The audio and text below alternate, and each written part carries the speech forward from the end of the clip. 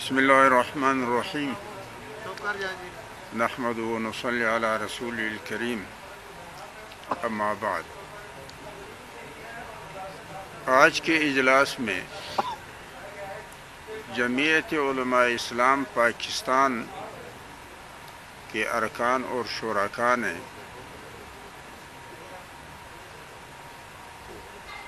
وہ تمام معلومات ساتھیوں کے سامنے رکھے جو 2002 میں جمعیت علماء اسلام پاکستان فضل الرحمان کا نوٹیفیکیشن تھا وہ بھی، اور جو 2008 میں جمعیت علماء اسلام فضل الرحمان کا نوٹیفیکیشن تھا وہ بھی، اور جو 2013 میں جمعیت علماء اسلام فضل الرحمان کا نوٹیفیکیشن تھا وہ بھی، اور جو 2018 میں جمعیت علماء اسلام پاکستان فضل الرحمان کا نوٹیفیکیشن تھا وہ بھی، اور جو درخواست حیدری صاحب نے جمعیت علماء اسلام فضل الرحمان کے نام سے دیا ہے وہ بھی، اور جو مولانا نے خود اپنے دستخط سے جمعیت علماء اسلام فضل الرحمان کے نام سے درخواست دیا ہے وہ بھی، اور جو مولانا قمر الدین صاحب کے دستخط سے جمعیت علماء اسلام فضل الرحمان کے لیے قلم کا انتخابی نشان کے الاٹمنٹ کے لیے درخواست ہے وہ بھی۔ لہذا ساتھیوں کے سامنے اب یہ بات کسی ابہام میں نہیں رہی ہے کہ مولانا نے اپنے گروپ کو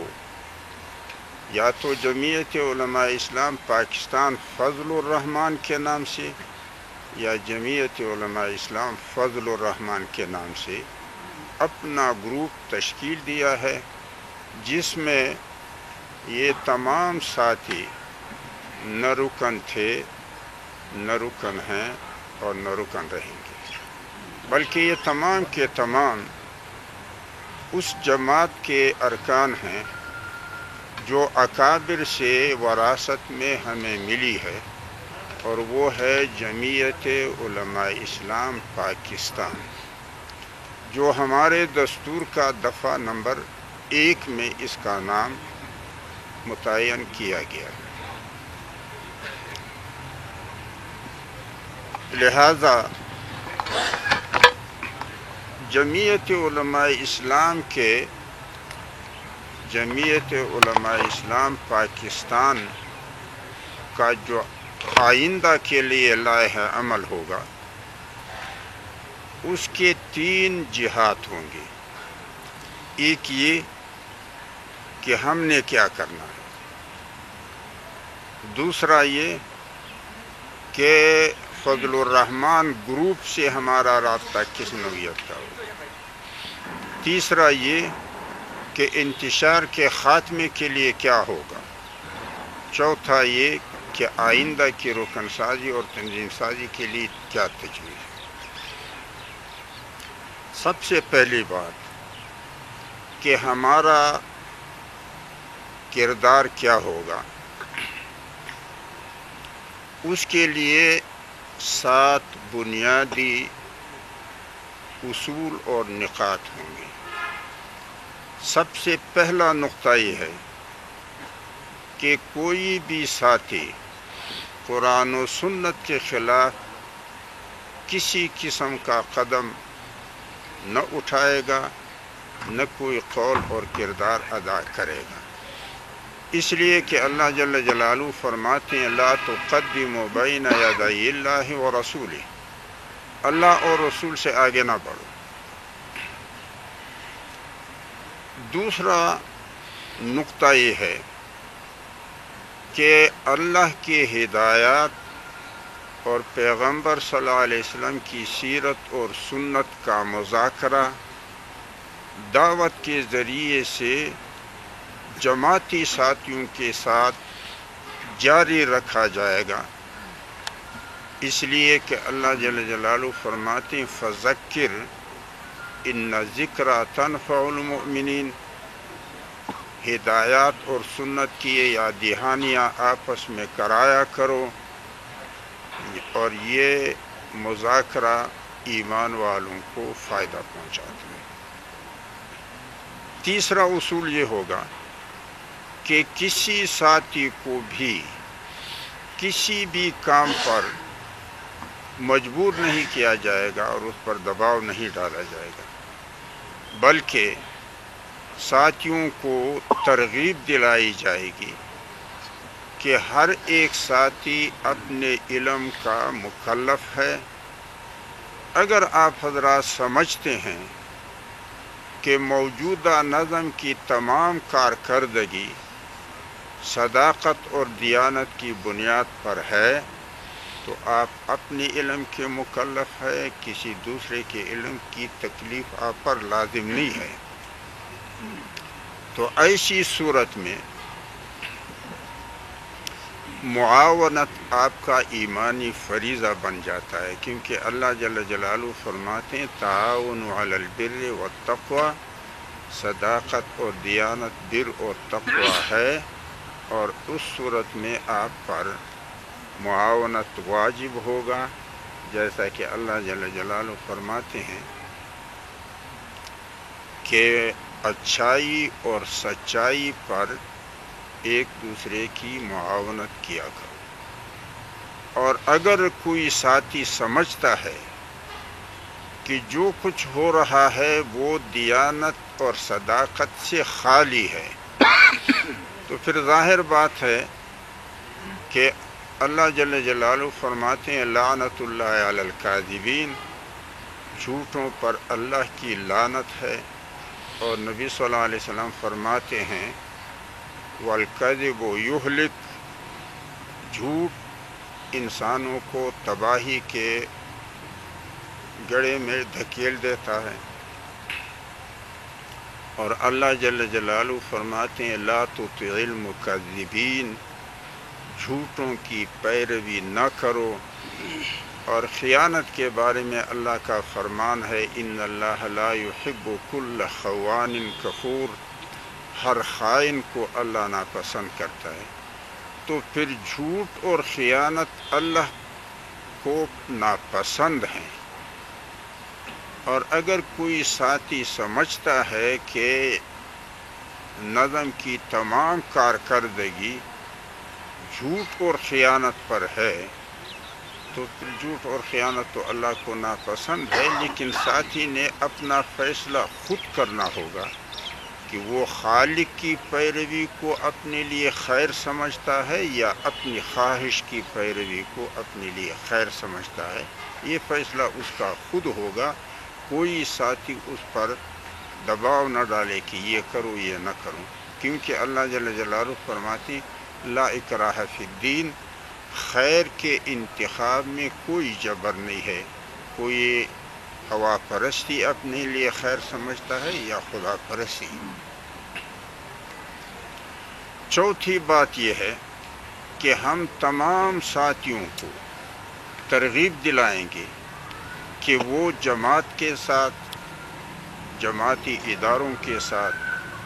جماعتی ارکان کے ساتھ رابطے نہ توڑیں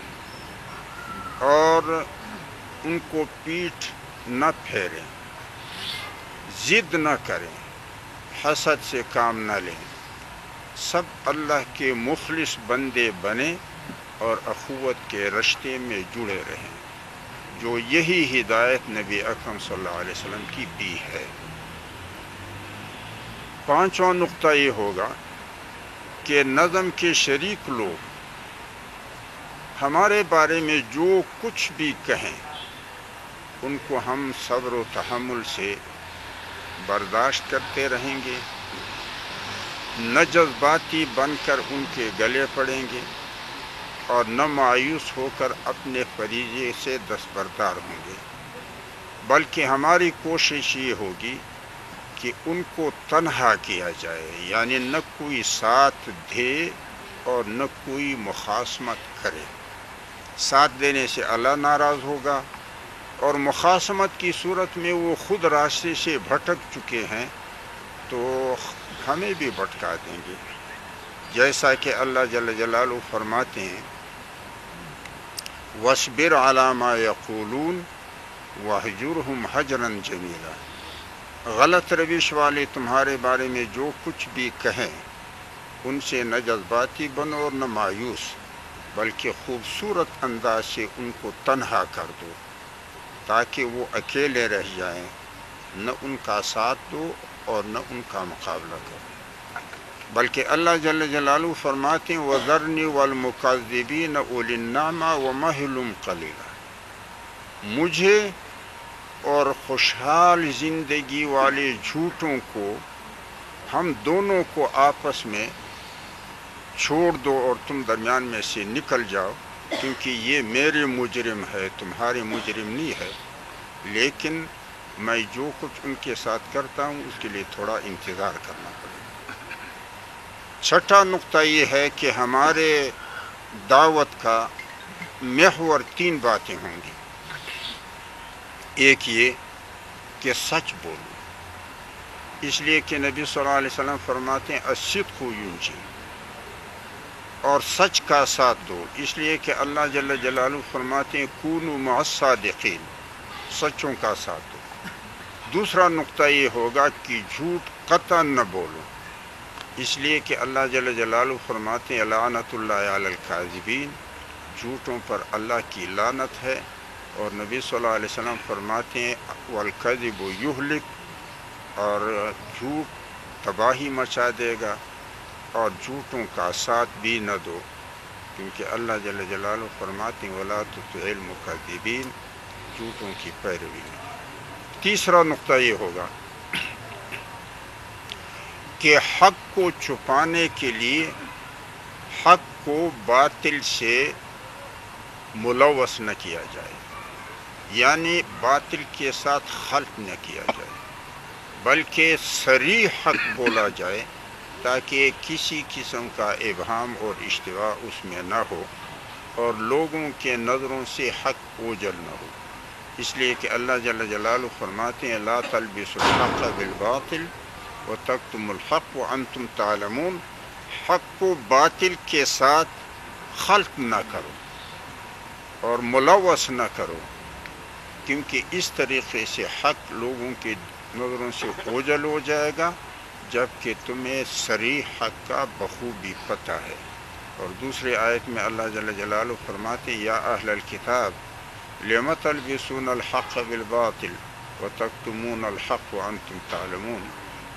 کتاب والو تم حق کو باطل کے ساتھ خلط کیوں کرتے ہو، اور باطل اس طریقے سے حق لوگوں کے نظروں سے اوجھل ہو جائے گا، جبکہ تمہیں صریح حق کا پتہ ہے۔ لہذا تیسرا نقطہ ہمارا یہ ہوگا کہ حق صاف ستھرا بیان کیا جائے گا تاکہ کسی قسم کا ابہام اور اشتباہ اس میں نہ رہے۔ ساتواں نقطہ یہ ہے کہ جو ساتھی دولت اور عزت کے بھوک سے اجتناب کرتے ہیں، اس لیے کہ نبی صلی اللہ علیہ وسلم نے فرمایا ہے کہ 2 بھوکے بھیڑیے کسی کے ریوڑ کا اتنا نقصان نہیں کریں گے جتنا کہ 2 بھوکے انسان اللہ کے دین کو تباہ کرتے ہیں، ایک عزت کا بھوکا اور دوسرا دولت کا بھوکا۔ تو جو ساتھی ان دونوں بھوکوں سے اجتناب کرتے ہیں اور اپنے سیاسی عمل اور رہنمائی کے بدلے میں کسی قسم کی اجرت اور صفت کے خواہاں نہیں ہوں، جیسا کہ انبیاء علیہ السلام کا فرمان ہے لا نرید منکم جزاء ولا شکورا، ہم اس دعوت و رہنمائی کے بدلے میں نہ تم سے کوئی اجرت لینے اور نہ صفت کے خواہاں ہے۔ تو ایسے ساتھیوں کے لیے باہم مربوط رکھنے اور ان کے رابطے کو مستحکم بنانے کے لیے وقتاً مشورے ہوں گے، اور جو بھی طور طریقے اس کے استحکام کے لیے ساتھیوں کے مشورے میں طے ہوں گے وہی لائحہ عمل استعمال کیا جائے گا، کیونکہ اللہ جل جلالہ فرماتے ہیں یا ایھا الذین آمنوا اصبروا وصابروا ورابطوا، ایمان والو برداشت کے ساتھ ساتھ اگر حالات ایسے ہوں کہ عملی میدان میں آپ کوئی قدم نہ اٹھا سکیں، لیکن کم از کم اپنے آپس کا رابطہ نہ ٹوٹ جائے اور اس کو برقرار اور مستحکم رکھا جائے۔ لہذا ایسے ساتھیوں کے درمیان رابطے کو برقرار اور مستحکم رکھنے کے لیے ساتھیوں کے درمیان مشاورت ہوگی، اور اس کے جو بھی طور طریقے مناسب ہوں گے وہ اختیار کیے جائیں گے۔ یہ 7 بنیادی اصول و نقاط ہمارے اپنے روش کے لیے ہوں گے۔ باقی موجود نظم کے ساتھ ہمارے رابطے کی نوعیت کے لیے 4 تجاویز ہیں۔ نظم جو فضل الرحمن گروپ کا ہے، اگر وہ کسی بھی سطح کا گروپ نظم کسی پروگرام میں ہمیں دعوت دیں تو ہم ضرور شریک ہوں گے، اور اگر وہ ہمیں دعوت نہ دیں اور وہ سمجھتے ہیں کہ دعوت دینا تو اہمیت کے برابر ہے اور ہم نے جو اتنا اللہ کی ناراضگی اپنے سر لی ہے تو تمہاری اہمیت گھٹانے کے لیے لی ہے، تو پھر ہم خود بھی ان پروگراموں میں شامل ہوں گے اگر ہمیں پتہ چلے یا ہم پہنچ سکے، لیکن اس شرط کے ساتھ کہ وہ ہر سطح کی نظم کے ذمہ دار ہمیں یہ اطمینان دلائیں کہ اگر ہم پروگرام میں از خود گئے تو سامنے کوئی کھڑا نہیں ہوگا کہ تم کو کس نے بلایا ہے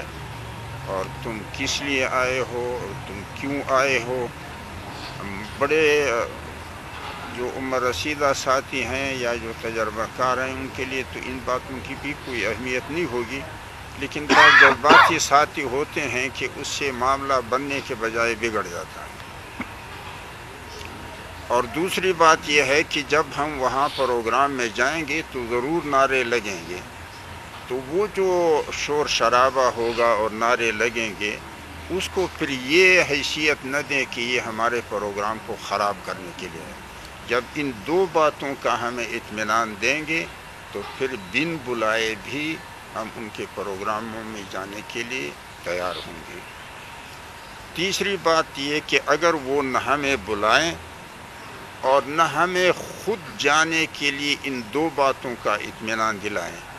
تو پھر تیسری صورت یہ ہے کہ جو ساتھی ہمارے لیے پروگرام بناتے ہیں ہم ان سے کہیں گے کہ ان نظم والوں کو بھی بلاؤ تاکہ وہ آ جائیں، تو پھر ہمارے پروگراموں میں دعوت کی صورت میں وہ شریک ہو جائے گا، اور اگر وہ اس کے لیے بھی آمادہ نہ ہو تو پھر کم از کم اپنے پروگرام جب چلائیں تو مثبت انداز میں چلائیں، منفی انداز میں نہ چلائیں کہ فلاں کے پاس نہ جاؤ، فلاں کو نہ سنو، فلاں کو ساتھ نہ بیٹھو۔ یہ جو منفی رویہ ہے اس کو مثبت رویے سے تبدیل کر دیں۔ تو یہ 4 تجویزیں ہیں موجودہ فضل الرحمن گروپ کے نظم کے ساتھ ہمارے رابطے کے لیے۔ وہ دعوت دیں، 2 باتوں کی اطمینان کے بعد ہم خود جائیں، ہمارے پروگراموں میں ان کو دعوت دیں وہ آئیں، یا پھر اپنے پروگرام کو مثبت چلائیں۔ تیسرا نقطہ کہ اس پورے انتشار کو جب ہم ایک وحدت سے بدلیں تو اس کے لیے بھی ہمارے 4 تجاویز ہیں۔ سب سے پہلی تجویز یہ ہے کہ مرکزی مجلس عمومی سے ایک قرارداد پاس کیا جائے کہ جمعیت علماء اسلام پاکستان فضل الرحمن اور جمعیت علماء اسلام فضل الرحمن ان دونوں قسم کے نوٹیفیکیشن کو منسوخ کیا جائے اور ایک نیا نوٹیفیکیشن جمعیت علماء اسلام پاکستان کے نام کا جاری کیا جائے، جو ہمارے دستور کے دفعہ نمبر 1 کے مطابق ہو، اور پھر اس قرارداد کو درخواست کے ساتھ لگا کر الیکشن کمیشن کو دے، اور جب الیکشن کمیشن اس پہلے دونوں نوٹیفیکیشن کو منسوخ کرے گا اور اس نئے نوٹیفیکیشن کا اجرا کرے گا، تو ان دونوں کی کاپیاں مرکزی مجلس عمومی کے ارکان میں بھی اور صوبائی مجالس عمومی کے ارکان میں بھی تقسیم کر دیں۔ دوسری تجویز ہماری یہ ہے کہ مرکزی مجلس عمومی سے قرارداد پاس کیا جائے کہ جو ہمارے اکابر کا دستور تھا، جو بقول ہمارے مرکزی امیر کے 2015 کے سکر کے اجلاس میں کہ وہ تقوی کی بنیاد پہ وضع کیا گیا تھا، تو عمومی سے قرارداد پاس کیا جائے کہ ہمارا جو اکابر والا دستور ہے وہ بحال ہے، اور بعد کی جتنی بھی ترامیم ہے وہ کالعدم ہے، تاکہ ہمارا جو تقوی کی بنیاد پہ بنایا ہوا دستور تھا وہی ہمارے جماعت کے لیے دستور العمل بن جائے۔ تیسری تجویز یہ کہ مرکزی مجلس عمومی سے قرارداد پاس کیا جائے کہ 2015 کے سکر کے اجلاس میں صوبائی جماعتوں کے پاس جو اختیارات پہلے سے تھے اور چلے آ رہے تھے اکابر کے زمانے سے، اور سکر کے اجلاس میں ان کو واپس کر کے مرکز کے پاس منتقل کیا، تو یہ تیسری قرارداد مرکزی مجلس عمومی سے ایسا پاس کیا جائے کہ وہ تمام اختیارات جو لیے گئے تھے صوبوں کو واپس کر دیے جائیں۔ چوتھی تجویز یہ ہے کہ جو لوگ سمجھتے ہیں کہ رکن سازی اور تنظیم سازی میں دیانت اور صداقت سے کام نہیں لیا گیا ہے، وہ جماعت کے فریق نہیں ہے، بلکہ وہ ان افراد کے فریق ہیں جو رکن سازی اور تنظیم سازی کے لیے مسئول اور ذمہ دار ہیں، اور جماعت نام ہے ادارے کا، لہذا مرکزی مجلس عمومی کا بھی اور چاروں صوبوں کے مجالس عمومی کے اجلاس بھی ایک ہی ایجنڈے پہ بلائے جائیں، اور وہ ایجنڈا یہ ہو کہ کیا رکن سازی اور تنظیم سازی میں دیانت اور صداقت سے کام لیا گیا ہے یا دیانت اور صداقت کو نظر انداز کیا گیا ہے۔ تو جو کہتے ہیں کہ نظر انداز کیا گیا وہ اپنی بات کریں گے، جو کہیں گے کہ دیانت اور صداقت پر ہوا وہ اپنی بات کریں گے، ادارہ فیصلہ دے دے گا۔ اگر اس نے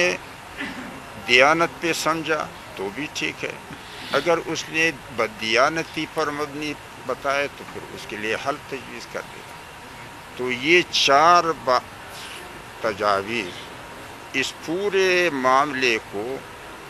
وحدت پہ لانے کے لیے ہمارے ہیں۔ آئندہ کی رکن سازی کے لیے میں خود ملک بھر کی رکن سازی کروں گا، اس لیے کہ بلوچستان میں طاقتور قوتوں کے مقابلے میں اگر جمعیت علماء اسلام پاکستان کو متعارف کرایا گیا ہے یا منظم کیا ہے یا پاؤں پہ کھڑا کیا ہے، اس کے لیے بہت سارے ساتھیوں نے قربانیاں دی ہیں، بالخصوص مولانا شمس الدین مرحوم اور ڈاکٹر سرفراز خان نے اپنے خون کی قربانیاں دی اور اپنے جان قربان کیے ہیں۔ ان حضرات میں سے اس وقت اکثر تو اللہ کے وہ پیارے ہو گئے ہیں، کچھ صاحب فراش ہیں، اور ان میں سے صرف اکیلا میں ہوں جو اس میدان میں موجود ہوں۔ مفتی محمود صاحب کی رحلت کے بعد جماعت کو دوبارہ منظم کرنے اور پاؤں پہ کھڑا کرنے اور فعال بنانے کے لیے جن ساتھیوں نے کردار ادا کیا ہے، ان میں سے تقریباً تمام کے تمام اللہ کو پیارے ہو گئے ہیں، کچھ کمزوری کی حالت میں ہے، لیکن ان میں سے چلتا پھرتا اب میں ہی رہ گیا ہوں۔ تیسری بات یہ ہے کہ سارے گروپوں میں چلے گئے ہیں۔ مثلا مولانا فضل الرحمان صاحب نے فضل الرحمان گروپ اختیار کیا، کسی نے سین گروپ، کسی نے نون گروپ، کسی نے دار گروپ۔ اکیلا میں ہوں جو اس بات کا محرک ہوں کہ تمام گروپوں کو چھوڑ کے واپس اپنی اصل جماعت میں آ جائیں جو جمعیت علماء اسلام پاکستان ہے۔ اس حوالے سے آئندہ کی رکن سازی ملک بھر کی میں اپنی نگرانی میں کروں گا، اور میرے ساتھ حضرت عمر رضی اللہ تعالیٰ عنہ کی سنت کے مطابق 5 مزید ایسے ساتھی لوں گا جو گروپوں میں ملوث نہیں ہے، تو یہ 6 بندے اس پورے عمل کے نگران ہوں گے۔ تو یہ ہمارے تجاویز ہیں۔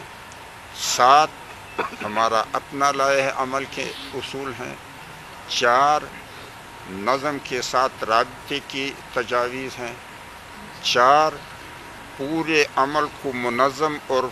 وحدت پہ لانے کے لیے تجاویز ہیں، 1 آئندہ رکن سازی اور تنظیم سازی کے لیے۔ یہ ہمارا لائحہ عمل ہے۔ ٹوٹل 16۔ صاحب یہ بتائیں کہ آپ نے بات کی رکنیت کی اور آپ ملک بھر کے دورے کریں گے، تو آپ کس کے لیے کریں گے؟ کیونکہ جب تک الیکشن کمیشن آف پاکستان میں دوسرے گروپ کی پارٹی جو ہے وہ رجسٹرڈ ہے، اس وقت تک آپ کس حیثیت میں کس نام پہ جا کے رکنیت سازی کریں گے؟ کیا اس گروپ کو پھر آپ الیکشن کمیشن میں رجسٹرڈ کرائیں گے، پچھلے کو چیلنج کریں گے، ہوگا کیا؟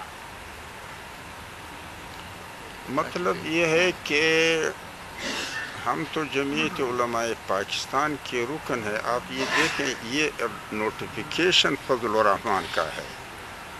رکنیتیں تو جمعیت علماء اسلام پاکستان کا ہے۔ اب یہ الگ بات ہے کہ ارکان ایک جماعت کے ہیں، لیکن یہاں جب جمع کیے جاتے ہیں تو وہ دوسرے نام سے جمع۔ یہ تو الیکشن کمیشن کی ذمہ داری ہے، ہماری ذمہ داری نہیں ہے کہ وہ سومو موٹو ایکشن لے کہ رکنیت ایک جماعت کی اور یہاں رجسٹریشن جہاں پہ جمع کرتے ہیں وہ دوسرے۔ یہ تو اس کا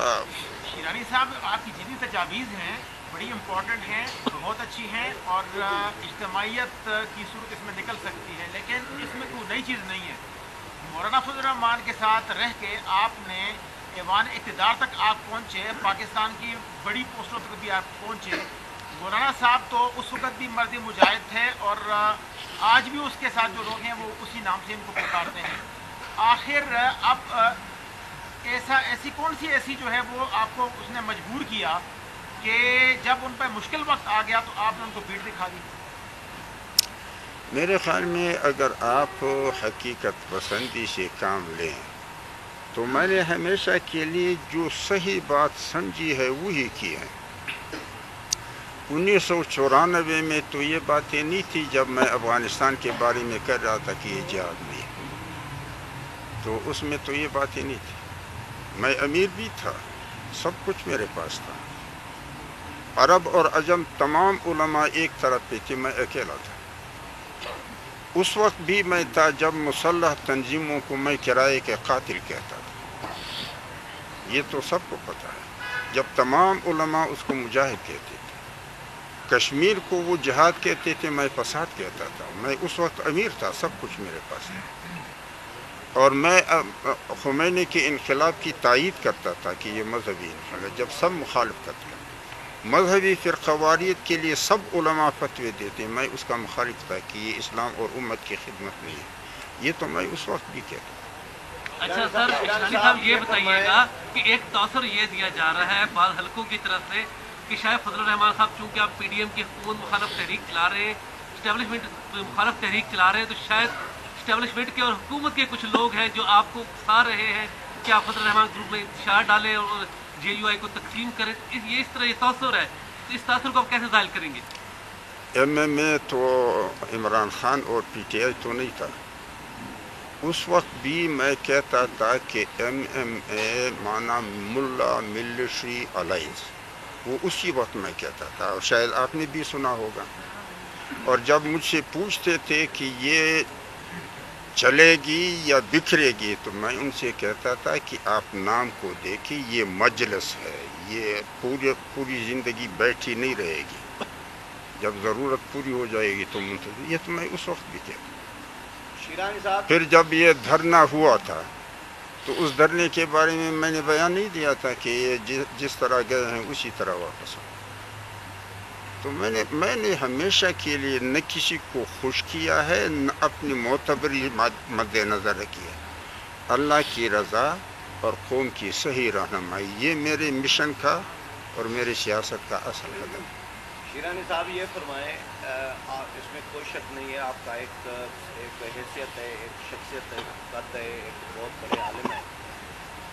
جے یو آئی میں بھی آپ کی ایک حیثیت رہی ہے. بلوچستان کے آپ 35 سال تقریباً صدر رہے ہیں صوبائی. 2 الیکشن آپ ہار چکے ہیں پارٹی کے صوبائی. ایک آپ کا وہاں کا ناراضگی یا جو بھی ہے کہا جائے. دوسرا آپ کے لیے ایک تاثر مارکیٹ میں یہ ہے کہ آپ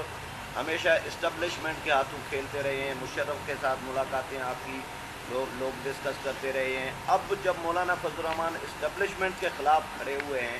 تو آپ اسٹیبلشمنٹ کے ہاتھوں استعمال ہو رہے ہیں، یہ تاثر ہے مارکیٹ میں. تو اس کو کس طرح آپ ڈینائی کریں گے؟ اب میں اس تأثر کو وہ تو ہوگا، لیکن میں تو پاکستان کو بین الاقوامی چوک مزدوروں کا سمجھتا ہوں. یہاں مولوی فتوی کے لیے کرائے پہ ملتے ہیں اور یہاں پہ لیڈر قوم کو بیوقوف بنانے کے لیے کرائے پہ ملتے ہیں. جرنیل فوج کو استعمال کرنے کے لیے کرائے پہ ملتے ہیں. ناراض نہ ہو آقا، میڈیا پروپیگنڈے کے لیے کرائے پہ ملتا ہے کہ کرائے کے قاتل بھی ملتے ہیں. میرا موقف تو یہ ہے. اس موقع کے بارے میں آپ کیا فرمائیں؟